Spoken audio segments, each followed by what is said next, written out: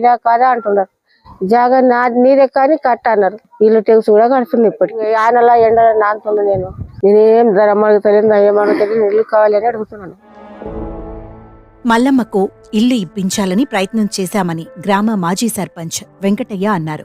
రాష్ట్రంలో ప్రభుత్వం మారడం ద్వారా గతంలో చేసిన ప్రయత్నాలు ముగిశాయన్నారు. ఇప్పుడు కొత్త ప్రభుత్వానికి కూడా మల్లమ్మ గాథను తెలిపే ప్రయత్నం చేస్తున్నామని వెంకటయ్య చెప్పారు. 7-8 సంవత్సరాల నుంచి మీ బాత్రూంలోనే ఉంటున్నది. అయితే గతంలో ఉన్నటువంటి ఇల్లు కూలిపోవడంతో ఆమె బేస్మెంట్ వరకు ప్రయత్నం చేసింది, బేస్మెంట్ కట్టుకున్నది. కాకపోతే ఇంకా ముందల ఇల్లు కట్టుకోవడానికి ఆమె దగ్గర ఆర్థిక స్తోమత లేకపోవడంతో ప్రభుత్వం నుంచి స్వచ్ఛ భారత్ మిషన్ కింద మంజూరైనటువంటి ఈ బాత్రూమ్ ఏదైతుందో దాంట్లోనే ఆమె ప్రస్తుతానికి కాలయాపన గడుపుతున్నది. ప్రభుత్వం నుంచి ఇల్లు మంజూరు చేసి ఆమెను ఆదుకోవాలని చెప్పేసి మా గ్రామం తరపున మేము కోరుకుంటున్నాం.